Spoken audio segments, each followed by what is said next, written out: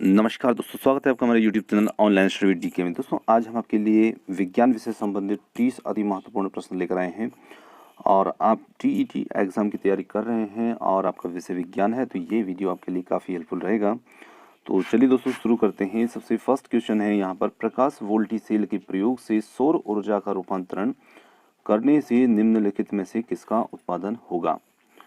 तो देखिए, यहाँ पर प्रकाश वोल्टी सेल जो प्रकाश के माध्यम से सौर ऊर्जा का रूपांतरण करता है, तो सौर ऊर्जा का रूपांतरण प्रकाश वोल्टी सेल कौन सी ऊर्जा के उत्पादन में करता है। तो यहाँ पर इसका सही उत्तर रहेगा विद्युत ऊर्जा जो होती है, इसमें उसका रूपांतरण किया जाता है। चलिए अगला है, प्रिज्म से गुजरने पर प्रकाश का कौन सा रंग सबसे अधिक विचलन दर्शाता है। तो प्रकाश को जब प्रिज्म से गुजारते हैं तो सबसे अधिक विचलन जो होता है वो दर्शाता है बैंगनी रंग।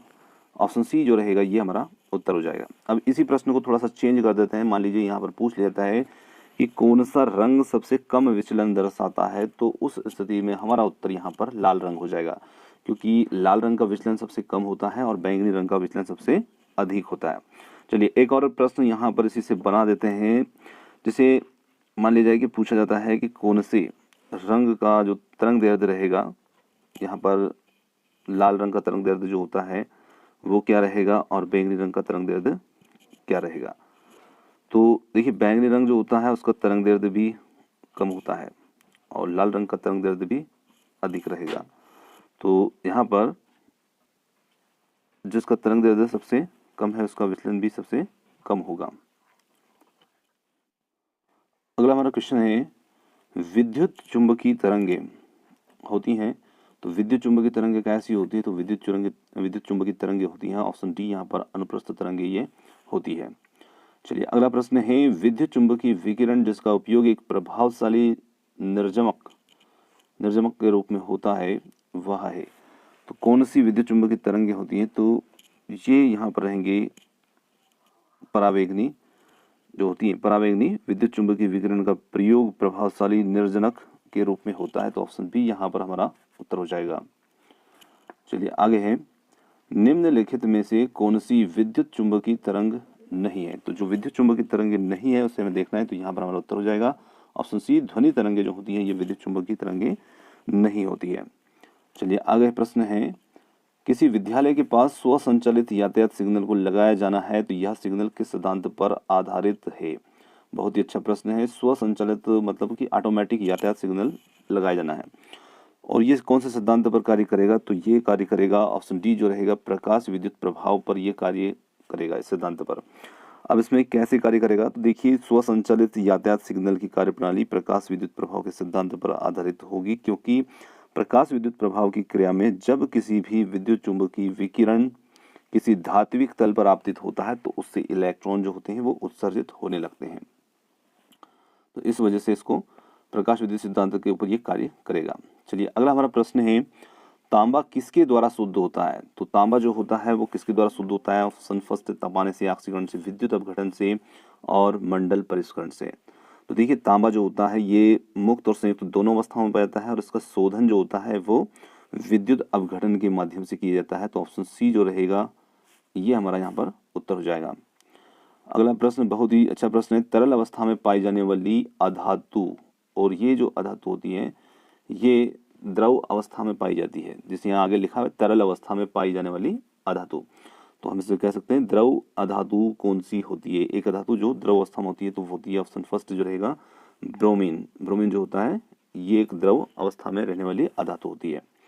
चलिए अगला प्रश्न है, धातुओं के पृष्ठ पर एक उपयुक्त तरंगदैर्ध्य का प्रकाश पड़ने पर इलेक्ट्रॉनों के उत्क्षेपण की परिघटना को कहते हैं। तो अभी इसी से रिलेटेड हमने क्वेश्चन देखा था, तो उसी क्वेश्चन से रिलेटेड क्वेश्चन ये भी है कि जब हम धातुओं के पृष्ठ पर एक उपयुक्त तरंगदैर्ध्य का प्रकाश डालते हैं तो उससे इलेक्ट्रॉन उत्सर्जित होने लगते हैं। तो इस घटना को क्या कहते हैं। तो इस घटना को कहते हैं प्रकाश विद्युत प्रभाव। तो ऑप्शन सी यहाँ पर हमारा उत्तर हो जाएगा प्रकाश विद्युत प्रभाव। चलिए अगला है, निम्न में से किस धातु का गलनांक सबसे कम होता है। तो सबसे कम गलनांक यहाँ पर रहेगा पारा का। तो ऑप्शन सी जो रहेगा ये हमारा उत्तर हो जाएगा पारा। यहाँ इसका गलनांक जो है वो सबसे कम होता है। तो ये लगभग 38.8 8-3 डिग्री सेंटीग्रेड पर ही द्रव अवस्था में रहता है, इससे हम कमरे के तापमान पर भी कह सकते हैं, तो इसलिए इसका गलनांक सबसे कम होगा। अगला हमारा प्रश्न है, अमलगम मिश्र धातु है जिसमें आधार धातु होती है। तो देखिए अमलगम जो होता है ये एक मिश्र धातु होती है और इसमें आधार धातु कौन सी रहेगी, तो ये रहेगी यहाँ पर पारा। अब जो पारा होता है, पारा की जब हम अन्य किसी धातु के साथ क्रिया कराते हैं तो धातु अमलगम बनता है और उसमें मुख्य धातु जो होती है आधार धातु वो पारा रहती है।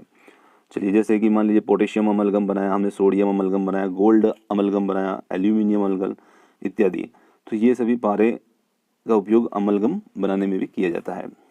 अगला है, एक नाभिक की क्रिया के दौरान ऊर्जा मुक्त होती है। तो एक नाभिक की क्रिया के दौरान कौन सी ऊर्जा मुक्त होती है, तो नाभिक की क्रिया के दौरान जो है वो नाभिक की ऊर्जा मुक्त होगी, ऑप्शन बी यहाँ पर हो जाएगा।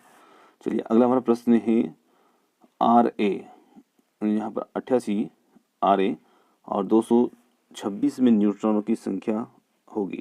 तो देखिए यहाँ पर हमें न्यूट्रॉन की संख्या देखना है, तो यहाँ पर जो लिखा है 226 जो है इसका परमाणु द्रव्यमान संख्या है और 88 जो है ये इसके क्रमांक संख्या है। तो हम 226 से 200 इसको माइनस कर देंगे तो ये हमारे न्यूट्रॉनों की संख्या इसके अंदर कितने रहेंगे वो इसमें से निकल के आ जाएंगे। तो यहाँ पर इसके अंदर रहेंगे 8 और यहाँ पर 3, इसी के साथ में यहाँ पर 138 इसके अंदर न्यूट्रॉनों की संख्या हो जाएगी। तो ऑप्शन ए जो रहेगा ये हमारा उत्तर हो जाएगा, ऑप्शन ए यहाँ पर उत्तर। अगला प्रश्न है, रेडियो सक्रियता की खोज की गई थी। तो रेडियो सक्रियता की खोज की गई थी हेनरी बैक्यूरेल के द्वारा, ऑप्शन ए जो रहेगा ये हमारा यहाँ पर उत्तर हो जाएगा।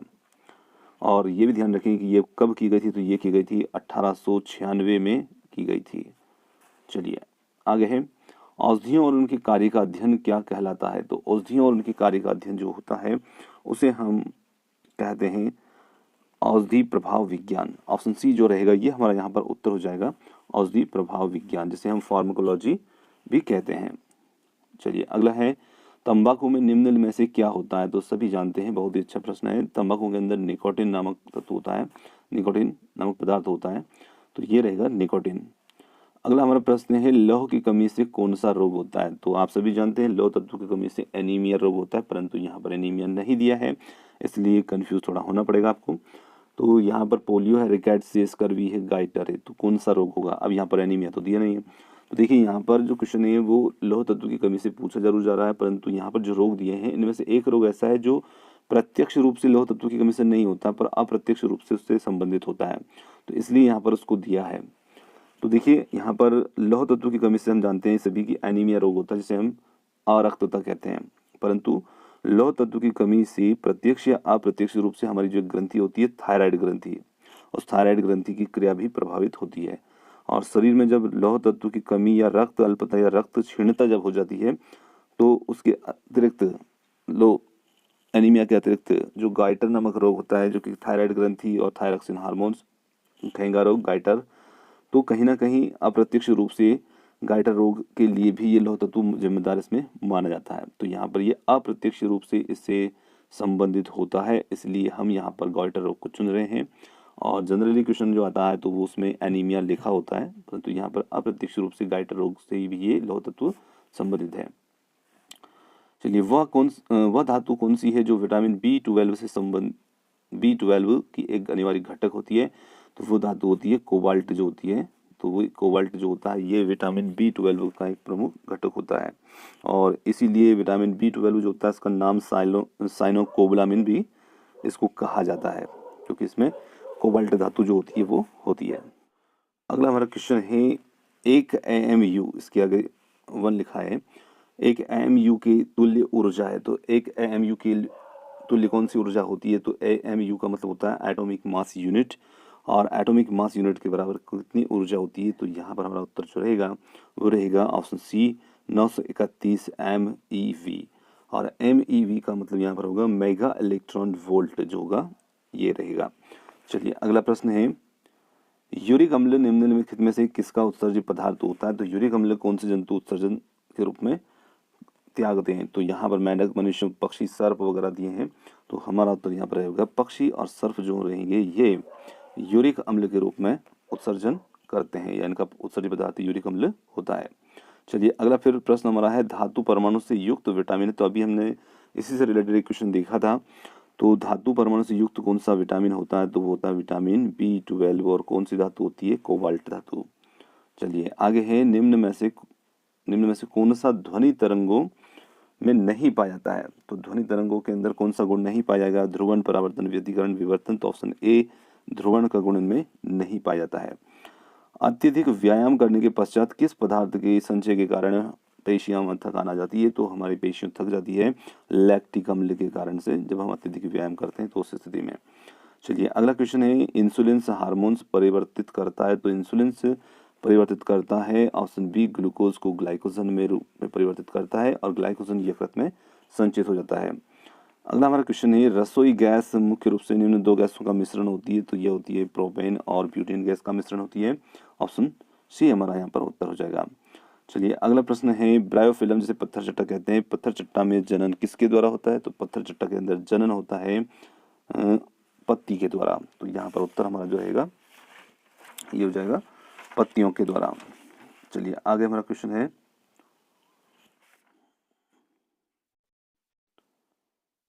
किसी अयस्क के निष्कर्षण के लिए झाग प्लवन प्रक्रम जो होता है ये प्रयोग में लाया जाता है।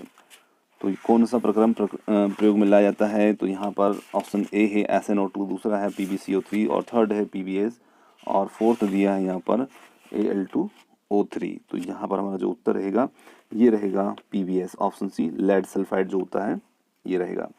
चलिए अगला क्वेश्चन है सोडा एस कहलाता है। तो सोडा एस कौन कहलाता है, तो सोडा एस जो होता है वो कहलाता है Na2CO3। तो यहाँ पर ऑप्शन सी जो रहेगा इसे हम कहते हैं सोडा एस।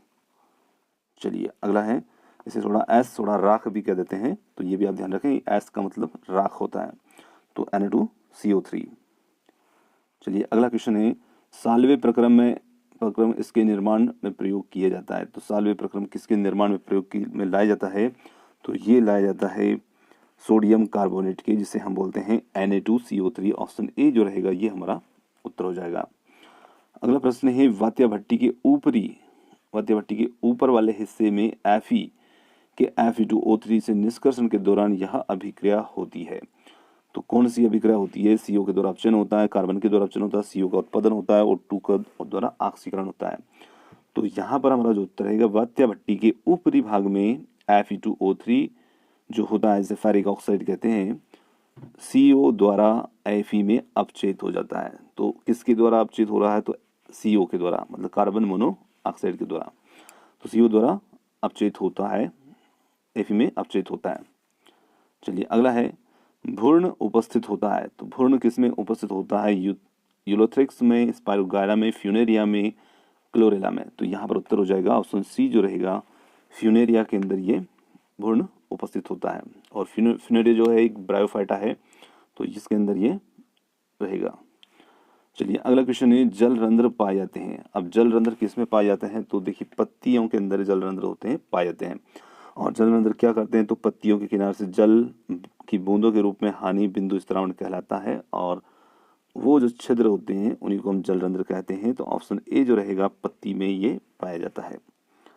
चलिए अगला हमारा क्वेश्चन है मानव शरीर में तापमान को नियंत्रित करता है। तो कौन करता है, तो पिट्यूटरी ग्लैंड्स, थायराइड, एड्रिनल और हाइपोथैलेमस। तो यहाँ पर हमारा उत्तर जो रहेगा वो जाएगा हाइपोथैलेमस जो रहेगा, इसके द्वारा शरीर के तापमान को नियंत्रण किया जाता है। तो दोस्तों ये थे आज के हमारे विज्ञान से संबंधित 30 अति महत्वपूर्ण प्रश्न। अब क्वेश्चन आपको कैसे लगे आप कमेंट्स करके जरूर बताइएगा। यदि आपको क्वेश्चन पसंद आते हैं तो आप कमेंट्स जरूर करें, हम अगले क्वेश्चन और भी सिलेक्ट आपके लिए करेंगे।